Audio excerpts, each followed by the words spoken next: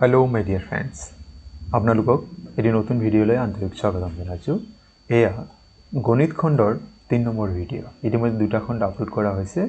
আপোনালোকে ম্যাথছ যিটো প্লেলিষ্ট দিয়া আছে তাত পূৰ্বৰ ভিডিওসমূহ পাব। আপোনালোকে আজিৰ ভিডিওত পূৰ্বৰ দৰে কেইটামান সহজ কিটিপ জানিব পাৰিব, যাৰ জৰিয়তে আপোনালোকে কম্পিটিটিভ এক্সামত ম্যাথছ সম্পৰ্কে যিবিলাক প্ৰশ্ন আহে অতি সহজে সেইবিলাকৰ উত্তৰ কৰিব পাৰিব। সম্পূৰ্ণকৈ এই ভিডিওটি চাব। আপোনালোকে আগন্তুক যিবিলাক পৰীক্ষাৰ প্ৰস্তুতি চলাই আছে তাত নিশ্চয়কৈ আপোনালোকে যথেষ্ট উপকৃত হ'ব। আজিৰ এই বিষয়বস্তুখিনি যিসকল বন্ধু-বান্ধৱী বৰ্তমান ADRE, DHS, DME, APDCL, Assam police বা টেট পৰীক্ষাৰ প্ৰস্তুতি চলাই আছে আপোনালোকৰ বাবে বিশেষভাৱে যুগুত কৰা হৈছে। মৰমৰ বন্ধু-বান্ধৱীসকল, আপোনালোকে চাই আছে আপোনালোকৰ মৰমৰ ইউটিউব চেনেল নুৰুল আলম নাজিব। আহকচোন বাৰু আজিৰ বিষয়বস্তুখিনি কি আছে তাকে এবাৰ বিতংকৈ জানি লওঁ। আজিৰ প্ৰথম প্ৰশ্নটি আছে, নিম্নলিখিত কোনটো এটা মৌলিক সংখ্যা? Which of the following is a prime number? আমি নিশ্চয় সকলে মৌলিক সংখ্যা বা প্ৰাইম নাম্বাৰৰ বিষয়ে জানো। এতিয়া এই বিকল্পসমূহ এ বি সি ডি ইয়াৰ কোনটো মৌলিক সংখ্যা হয় তাকে এবাৰ জানি লওঁ। প্ৰথমে মৌলিক সংখ্যা কি তাকে জানি লওঁ। মৌলিক সংখ্যা হ'ল একতকৈ ডাঙৰ এটা সম্পূৰ্ণ সংখ্যা যাক এক আৰু নিজেই বাদ দি আন কোনো সংখ্যাৰে সমভাৱে ভাগ কৰিব নোৱাৰি। একৰ পৰা এশলৈকে মৌলিক সংখ্যা 25টা। কি বুলি কোৱা হৈছে? সংখ্যাটো একতকৈ ডাঙৰ হ'ব লাগিব আৰু সেই সংখ্যাটো এক আৰু সেই সংখ্যাৰ বাদে অন্য কোনো সংখ্যাৰে হৰণ নহয়। ইয়াত চাওক, a prime number is a natural number greater than 1 that has only two distinct positive divisors. দুটা উৎপাদক থাকে, এক আৰু সেই সংখ্যাটো। এতিয়া চাওক, 16 সংখ্যাটো 2ৰে হৰণ কৰিব পাৰি, 4ৰে কৰিব পাৰি, 8, 16 একেৰে হৰণ কৰিব, গতিকে এইটো এটা প্ৰাইম নাম্বাৰ নহয়। 27 3ৰে হৰণ কৰিব পাৰি, 9ৰে হৰণ কৰিব পাৰি, গতিকে এইটো নহয়। 39 এইটো 3ৰে কৰিব পাৰি, 13ৰে কৰিব পাৰি, গতিকে এইটো প্ৰাইম নাম্বাৰ নহয়। তাৰমানে আমাৰ প্ৰাইম নাম্বাৰ কি হৈছে? 31। 31ৰ উৎপাদক মাত্ৰ দুটা, 1 আৰু 31। অন্য কোনো সংখ্যাৰে 31ক হৰণ কৰিব নোৱাৰি, ডিভাইড কৰিব নোৱাৰি। এতিয়া চাওক, কেইটামান মৌলিক সংখ্যাৰ উদাহৰণ ইয়াত দিয়া আছে, যেনেকৈ 2, 3, 5, 7, 11 একেৰে কি হয়? আমাৰ মৌলিক সংখ্যা হয়। একৰ পৰা কিমানটা আছে এইটো কেতিয়া প্ৰশ্ন দিয়ে, একৰ পৰা এশলৈকে কিমানটা মৌলিক সংখ্যা আছে? 25টা বুলি গম পালোঁ। ইয়াত চাওক কোনকেইটা মৌলিক সংখ্যা তাৰে তালিকাটি ইয়াত দিয়া আছে। আমাৰ এই প্ৰশ্নৰ উত্তৰ আছিল 31। এইটো কি হয়? প্ৰাইম নাম্বাৰ হয়, মৌলিক সংখ্যা হয়। একৰ পৰা 31লৈকে মানে 25টা মৌলিক সংখ্যা আছে। একৰ পৰা 10লৈকে 4টা মৌলিক সংখ্যা আছে। সেইকেইটা কি? 2, 3, 5, 7। 11ৰ পৰা 20লৈকে 4টা মৌলিক সংখ্যা আছে, 11, 13, 17, 19। 21ৰ পৰা 30লৈকে দুটা মৌলিক সংখ্যা আছে, 23 আৰু 29। 31ৰ পৰা 40লৈকে দুটা আছে, 31 আৰু 37। 41ৰ পৰা 50লৈকে তিনিটা মৌলিক সংখ্যা আছে, 41, 43, 47। 51ৰ পৰা 60লৈকে দুটা আছে, 53 আৰু 59। 61ৰ পৰা 70লৈকে মাত্ৰ দুটা মৌলিক সংখ্যা আছে, 61 আৰু 67। 71ৰ পৰা 80লৈকে 71, 73 আৰু 79। সৰ্বমুঠ তিনিটা মৌলিক সংখ্যা আছে। 81ৰ পৰা 90লৈকে দুটা, 83 আৰু 89 হয়। আৰু 91ৰ পৰা 100লৈকে মাত্ৰ এটা মৌলিক সংখ্যা আছে, সেয়া হৈছে 97। আৰু এইখিনি যদি আপুনি যোগ কৰি দিয়ে, 4 + 4 + 2 + 2 + 3 + 2 + 2, 3 + 2 + 1 এইখিনি কৰিলে সৰ্বমুঠ কিমান হ'ব? 25টা। আকৌ কৈছোঁ, একৰ পৰা এশলৈকে আমাৰ total number of prime numbers কিমান হ'ব? 25। একৰ পৰা এশলৈকে মুঠ মৌলিক সংখ্যা হ'ল 25টা। পৰৱৰ্তী প্ৰশ্ন, 50তকৈ ডাঙৰ আৰু 100তকৈ সৰু কিমানটা মৌলিক সংখ্যা আছে? What is the number of all prime numbers greater than 50 and lesser than 100? 50তকৈ ডাঙৰ হ'ব লাগিব আৰু 100তকৈ সৰু হ'লে তেনেকৈ কিমানটা মৌলিক সংখ্যা আছে? বিকল্প আমাক দিছে 13টা, 9টা, 11টা আৰু 10টা। প্ৰথমে জানি লওঁ যে 51 মানে 50তকৈ ডাঙৰ মানে 51ৰ পৰা 100 লৈকে কিমানটা মৌলিক সংখ্যা আছে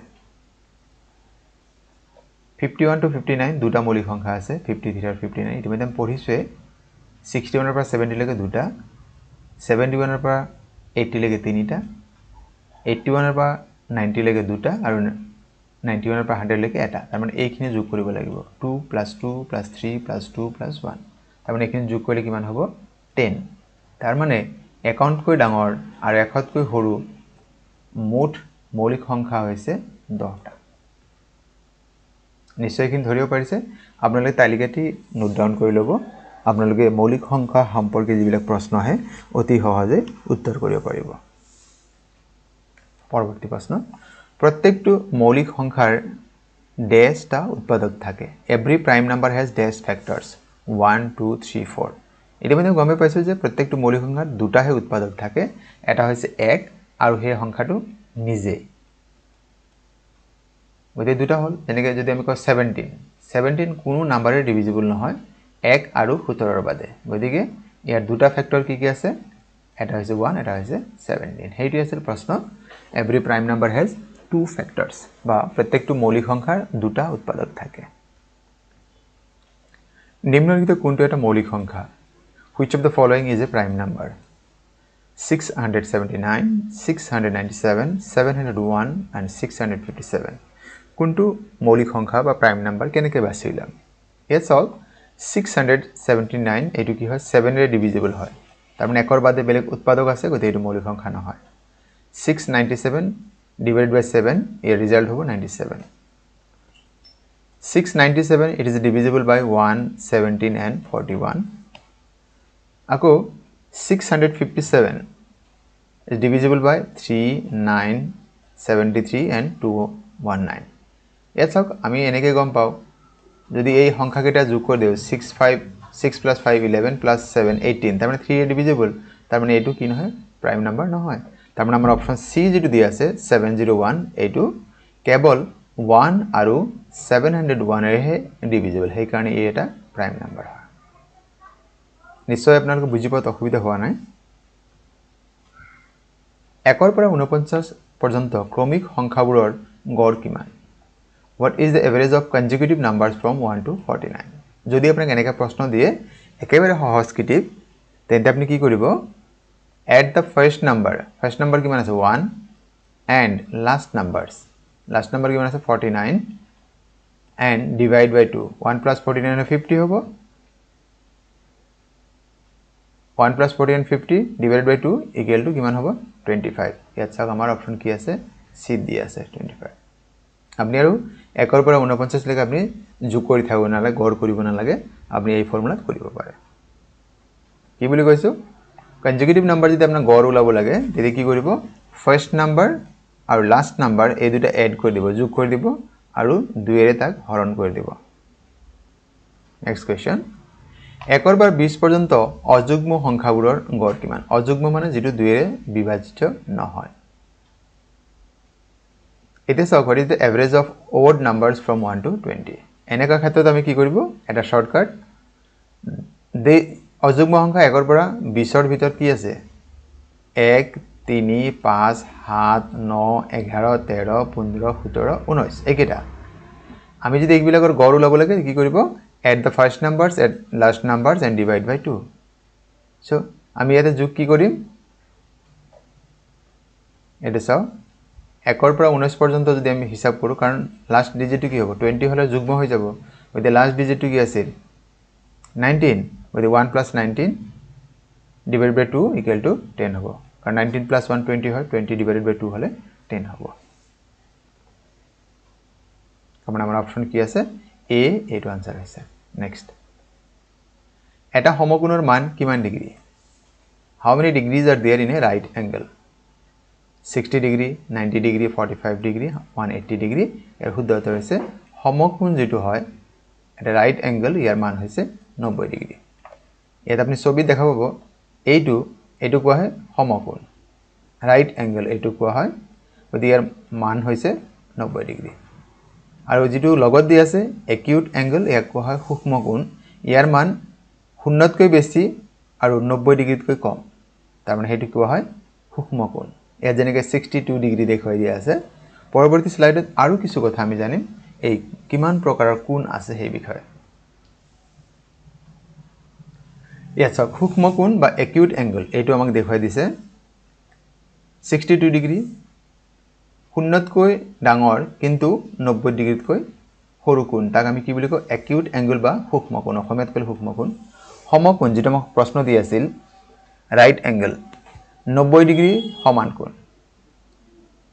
অবটিউজ এংগল মানে স্থলকোণ 90 ডিগ্ৰীতকৈ ডাঙৰ কিন্তু 180 ডিগ্ৰীতকৈ সৰু কোণ এইটো স্ট্ৰেইট এংগল হয় কি সৰল কোণ 180 ডিগ্ৰীৰ সমান কোণ 90 ডিগ্ৰী হলে ৰাইট এংগল 180 ডিগ্ৰী হলে স্ট্ৰেইট এংগল প্ৰবৃদ্ধ কোণ মানে ৰিফ্লেক্স এংগল 180 ডিগ্ৰীতকৈ ডাঙৰ কিন্তু 360 ডিগ্ৰীতকৈ সৰু কোণ তেতিয়া কি বুলি কোৱা ৰিফ্লেক্স এংগল আৰু কমপ্লিট এংগল বা সম্পূৰ্ণ কোণ 360 ডিগ্ৰীৰ সমান কোণ এই তালিকাটো মুখস্থ ৰাখিব ইয়াৰ পৰা আপোনাক পৰীক্ষাত প্ৰায় প্ৰশ্ন দিয়া দেখা যায় গতিকে নোট ডাউন কৰি ল'ব নতুবা স্ক্ৰিনশ্বট লৈ ল'ব আপুনি যেনেকৈ মনত ৰাখে আপোনালোকে নিশ্চয়কৈ এইখিনি আপোনালোকে পৰীক্ষাত সহায় হোৱাকৈ এইখিনি নোট ডাউন কৰি ল'ব পাৰে নেক্সট এটা বৰ্গৰ এটা বাহুৰ জোখ 5 সেন্টিমিটাৰ হলে তাৰ পৰিধি কিমান what is the perimeter of a square with a side length of 5 centimeter কি বুলি কোৱা হৈছে এটা বৰ্গ এটা স্কয়াৰ মানে কি চাৰিটা বাহু a b c d যদি আমি ভাবি লও চাৰিটা বাহুৰ কিমান আছে ইকুৱেল মেজাৰ হয় তাৰ এটাৰ মেজাৰ কিমান দিছে 5 centimetre now you have to find out the perimeter বা পৰিধি বিকল্প আছে 15 সেন্টিমিটাৰ 30 20 and 25 সেন্টিমিটাৰ সো আমি জানো যে যদি এটা বৰ্গৰ পৰিসীমা নিৰ্ধাৰণ কৰিবলৈ হলে বৰ্গৰ এটা বাহুৰ দৈৰ্ঘ্য কিমান দি আছে 5 সেন্টিমিটাৰ 4 ৰে পূৰণ কৰিব লাগে বৰ্গৰ পৰিসীমা হল 4 into এটা বাহুৰ দৈৰ্ঘ্য গতে 4 আমাক ধৰি ললো এটা বাহুৰ দৈৰ্ঘ্য আমাক কিমান দি আছে 5 সেন্টিমিটাৰ গতে 4 5 হলে কিমান হ'ব 20 গতে ইয়াত আমাৰ কি হ'ব 20 সেন্টিমিটাৰ হ'ব শুদ্ধ উত্তৰ হ'ব next replace the question mark of the following series তলত the series to প্ৰশ্নবোধক চিহ্নৰ ঠাইত কিমান সংখ্যা বহিব 2 9 28 65 ইয়াত আছে question mark এইটো আমাৰ কিমান হ'ব ইয়াত অপচন দিয়া আছে 126 217 256 and 217 ইয়াত চাওক যে আমাৰ সিৰিজটো যদি আপুনি ভালকে মন কৰিছে ইয়াত আসলে কি হয় এইটো দিয়া আছে 1 কিউব প্লাস 1 কিউব প্লাস 1 মানে 1 কিউব হলে 1 হয় প্লাস 1 হলে 2 হ'ব 2 কিউব মানে কি হয় 8 প্লাস 1 হলে কিমান হ'ব 9 এইটো নিশ্চয় হৈছে 3 কিউব হলে কিমান হ'ব 27 প্লাস 1 28 হৈ গল 4 কিউব হলে কিমান হয় 64 plus 1 65 হৈ গল আৰু তেন্তে কিমান থাকিল 5 কিউব হলে কিমান হ'ব 5 কিউব হলে 125 plus 1 হলে 126 তাৰ মানে আমাৰ কি হ'ব অপচন এ যেটো দি আছে হেয়া শুদ্ধ উত্তৰ হ'ব মোৰ বন্ধু-বান্ধৱীসকল আজিৰ ছুটি ভিডিঅ'ৰ বিষয়বস্তু মানে আপোনালোকে কেনে পালে আজিৰ বিষয়বস্তু আৰু ইয়াৰ উপস্থাপন আপোনাৰ বুজি পাত কিবা অসুবিধা হৈছে যদি আপোনালোকে আমাক কমেন্ট বক্সত জনাব আমি পৰৱৰ্তী ভিডিঅ'সমূহত সেই অসুবিধাসমূহ দূৰ কৰিবৰ কাৰণে আমি আপ্ৰাণ চেষ্টা কৰিম আপোনালোকে বিনম্ৰ অনুৰোধ যদি প্ৰথমবাৰৰ বাবে আমাৰ চেনেল চাই আছে আমাৰ চেনেলৰ বিষয়বস্তু আৰু ইয়াৰ উপস্থাপন ভাল পাইছে চেনেলটো সাবস্ক্ৰাইব কৰিবলৈ আশা থাকিল আৰু ভিডিঅ'সমূহ লাইক কমেন্ট আৰু শেয়াৰ কৰিব আৰু আজিৰ ভিডিঅ' সম্পূৰ্ণ কৰি চাবলৈ আপোনালোকক জনাইছো অশেষ ধন্যবাদ